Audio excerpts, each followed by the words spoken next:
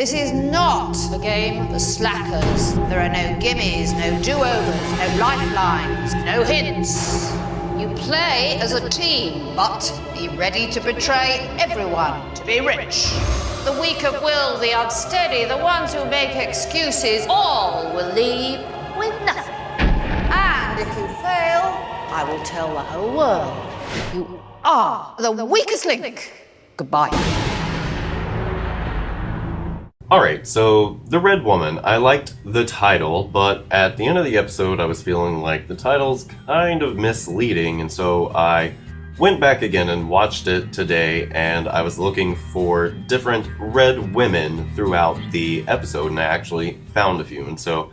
In the first scene, we of course have Melisandre showing up, so that's one. In the second scene, when we go to Camp Bolton at Winterfell, we see Miranda, and she has this open wound on her face, and so she is a red woman.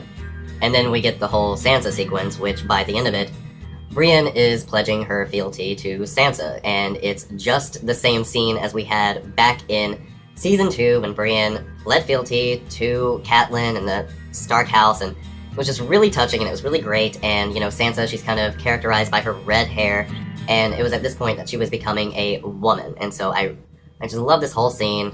It was really good, and it made all of the Sansa stuff from last season really finally kind of like pay off, and see that all of this stuff that she's gone through has only reminded her of her importance and how much she really does have this responsibility to be, you know, a Stark, a Tully, somebody that her parents would be proud of, and somebody who reflects the values of both of her parents.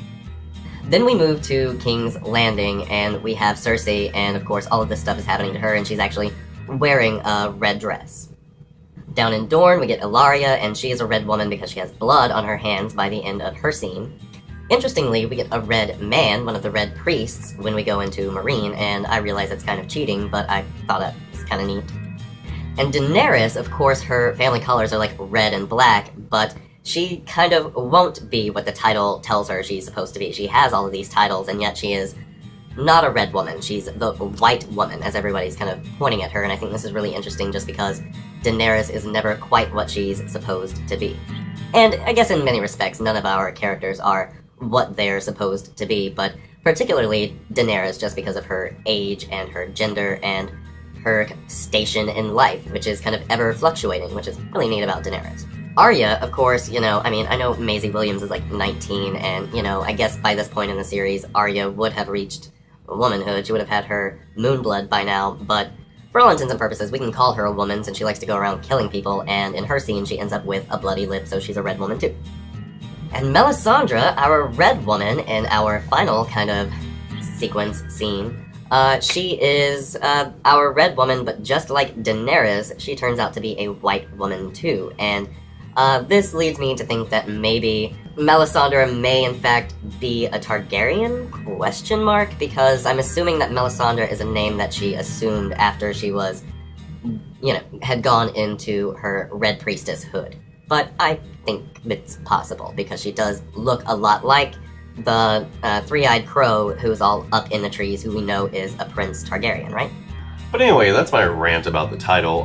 This is what I liked about the episode. I like that we are, or that it leads us to the idea that we are going to finally go and visit the Dosh Khaleen. It's a really interesting aspect of the books that we haven't really explored very much. We saw the crones at one point, but this idea that if the Khalasar, or if any Khalasar had like found her eventually, they would drag her off to be part of the Dosh Khaleen and Vaes Dothrak. It's always been looming over Daenerys, and it's in the back of her head, and so having to confront her with this finally is really, really exciting, and it's going to be something to explore for fans of the show who don't really know much about the Dosh Khaleen. Catelyn, I love how much Sansa takes on Catelyn, and overall, I really do like the scene of Sansa and Theon and the way it transitions into, you know, Brienne and Podrick coming in. I appreciate all of that. I surprisingly liked Theon here, just because it was nice to see him really break out of that Reek persona by picking up a sword and really defending himself like a man, you know what I mean? And, whatever. But yes, Catelyn Tully, from the books especially, is probably my favorite character just because she has such conviction and she's very dutiful and she thinks a lot about religion, and I love the characters who are kind of wrapped up in religion and dogma and all the good stuff, but she's a character who really cares about her family, and to just see Sansa so embody her and remind us of Catelyn in such a profound and real way that I felt like she was Catelyn's daughter. It just really underscores how much we're missing Catelyn, and even if we don't get that whole spoiler alert Lady Stoneheart thing, it kind of works better because we get to really miss Catelyn, and that's what this made me do, and it really had me like kind of weepy, not like teary weepy, but just like my life, you know what I mean? I like everything between Cersei and Jaime. They in many ways have really been making the show since episode 1. Cersei and Jaime have such an awful relationship, but at the same time, despite the whole incest thing, they do have this sibling understanding of one another, like just the way that they can communicate by looking in one another's eyes and understanding exactly what's going on.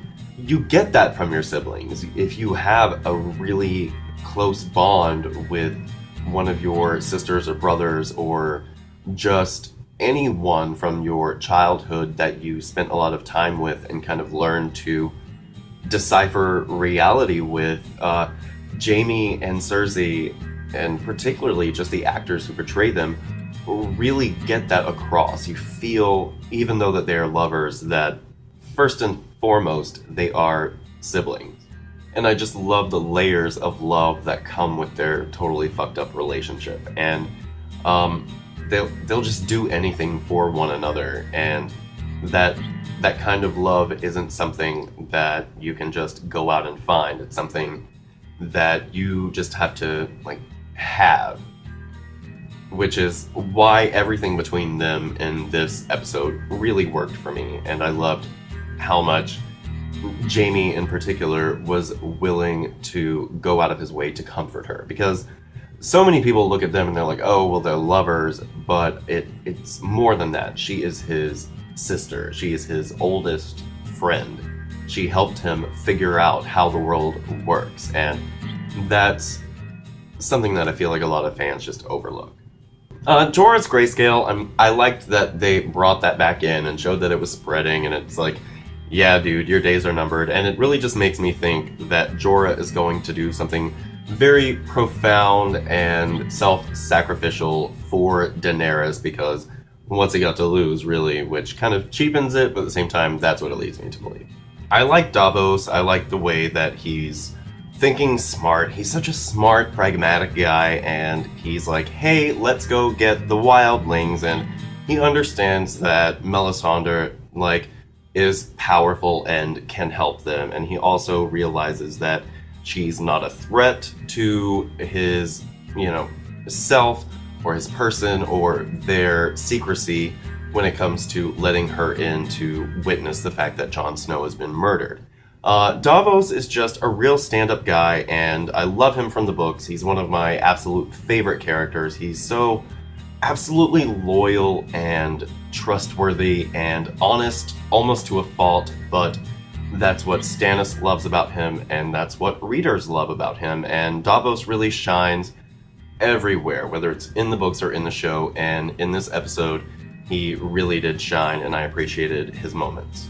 Okay, and I do like that there was this very clear spot out in, the wilderness. In the middle, there was this clear spot, and that's what allowed for Jorah to notice that was weird and go investigate that, and that's how we found the ring. I won't go any more into that. I'm just glad that it was obvious and made obvious to us as viewers. I love the whole, all the better things than seeing a woman naked for the first time conversation between the Dothraki. It allowed for them to immediately humanize and kind of barbarize, I guess, the Dothraki, but, allow for them to really just be human, because we would see the guys at the wall talk this way, and it was just to show that they were fun and not just crazy.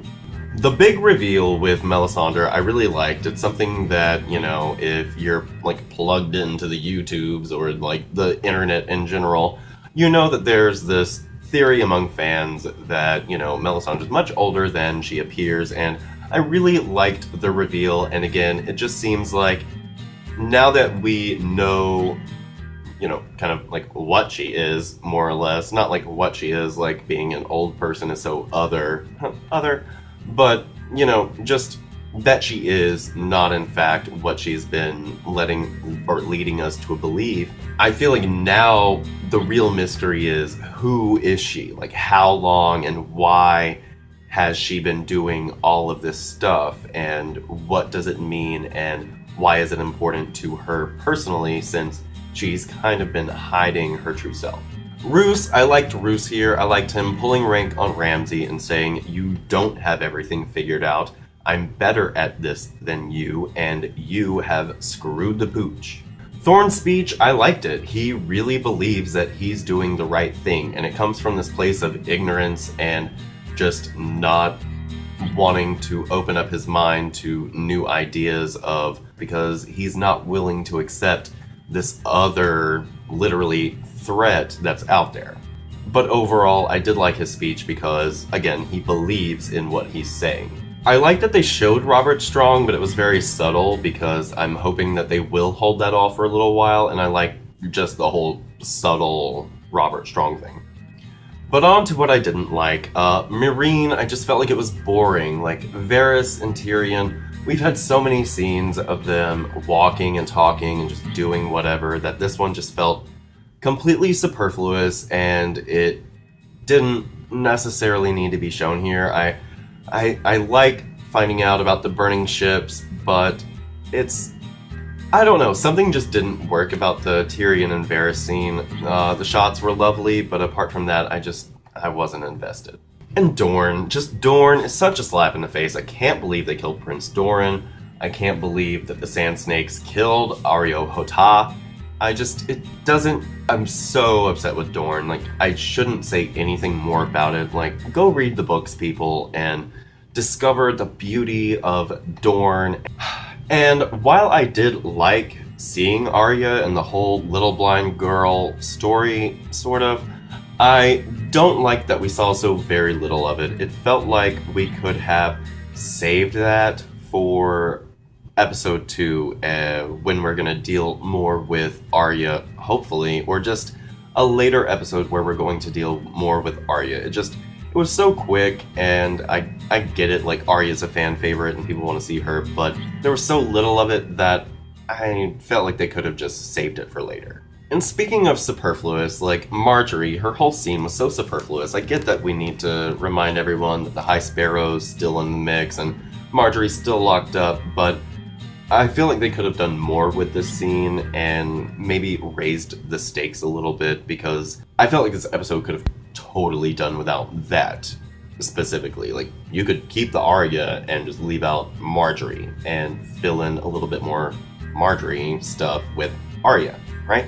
And Bran, I was really expecting to see Bran. I thought they may even open the episode with Bran. I figured since he's been gone for so long, it would kind of throw everybody off to go straight to him and just kind of not go right back to Jon, which is the obvious thing. I really felt like we were going to go and see Bran. Well, one thing that really struck me was the Maesters. We saw more Maesters than we usually see.